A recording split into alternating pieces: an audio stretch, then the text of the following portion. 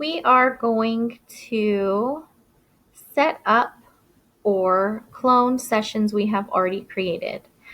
Cloning is very simple. You go to a session you already have. So I've already created this token board session, and I'm going to clone that and then add more programs to it. So you can edit it once you've cloned it, or you can use it exactly as is. So by cloning, we're just going to click on this yellow tab here, and it asks us, do we want to clone this session? Yes, we do. I'm going to rename our session and call it setting up and cloning sessions. There we go. So we already have our token board there because that's what we created earlier. Let's look at our different options. We have listener responding. So let's listener respond, point to spoon. Okay, and I'm going to come over to our kitchen library, find the spoon, almost there, and let's throw in an incorrect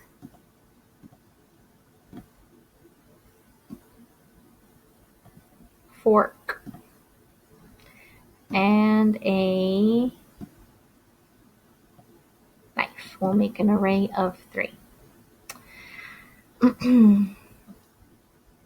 Let's look at sorting. Let's do animals versus transportation. Now, when you're looking for pictures, you have your recents that you've used for that session. You can search the web. You can upload from what you have on your computer. If you have already searched on Google, you can copy the image address and paste it here, or you can use our preloaded library. I prefer the preloaded library because I already know what's in there. Animals. Let's have a dog as our prompt, and we'll throw in a few more animals there to choose from. How about an elephant and a kangaroo? Oh, a lion. I scrolled too fast. Let me go back to that kangaroo. And over here, we're going to have our transportation. So our prompt can be the car.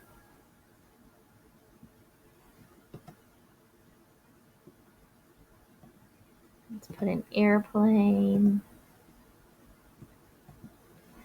a taxi, a semi. Okay, let's leave it even. Okay, so we've set up our sorting. Let's do a messy matching. We want a messy array, and I want to match lion to lion. And for our distractors, I'm going to put kangaroo. I'm choosing from our recents, and I'll put elephant and the dog for demo purposes.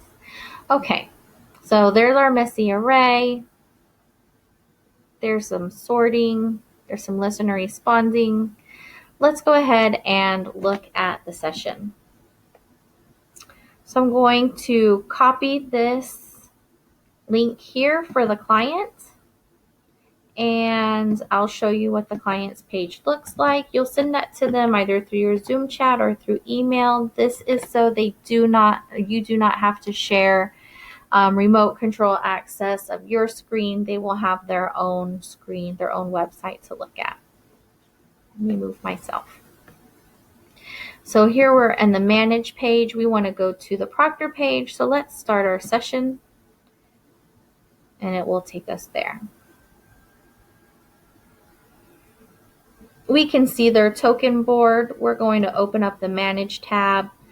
That way we can easily adjust their tokens on whatever schedule of reinforcement you need for your client. So let's say I told them to point to spoon, and here on the client's page, they pointed to fork. Automatically, your stimuli are going to be reshuffled. Okay. You on your side have the data for you. It's one attempt, it's incorrect, they're at 0%. You can highlight the item. Well, these are black and white, so it's not going to be as obvious. We'll look at other targets, but you can put a highlight for your error correction, and on their page, this one is clearer, mostly, since this is a black and white. Sorry. Since our silverware is silver, it's hard to see that these were turned to black and white. This one's still shiny. It is more obvious on your pictures with color, but you can highlight it so you can do your error correction procedure. They choose the correct one. And over here on your manage page, we can see that they got it correct. Click on this again, and the brilliance comes back to your fork and knife. Okay, so that was the listener responding. Let's look at animals versus transportation. I'm not doing the token board. We have a token board tutorial if you want to see how that works. So here, let me put myself in the video section. That's where you would put your Zoom video chat as well.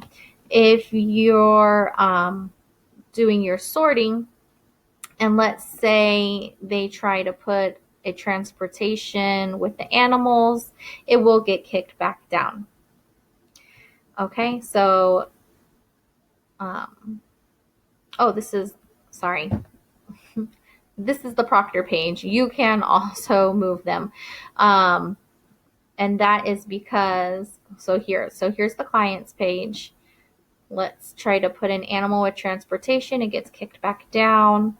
On your page, it tells you that you've had an incorrect. All right. If you're going to clone this session, then at the end of your session, you're going to want to clear this out. Your data is still there. But if you clone this session, then you're going to want to move it back down because it will clone wherever you leave your pictures. Okay, so that was your sorting. Now let's look at our messy match. Okay, so here's our messy match. We want them to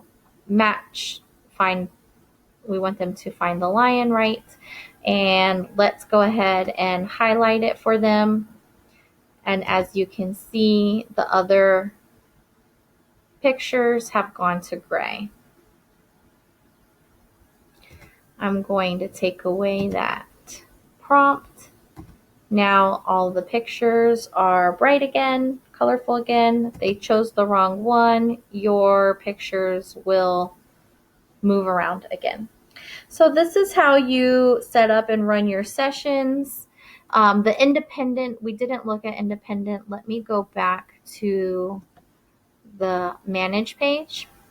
If you want to do independent, this would be for something that the computer is not going to be able to track the data for you.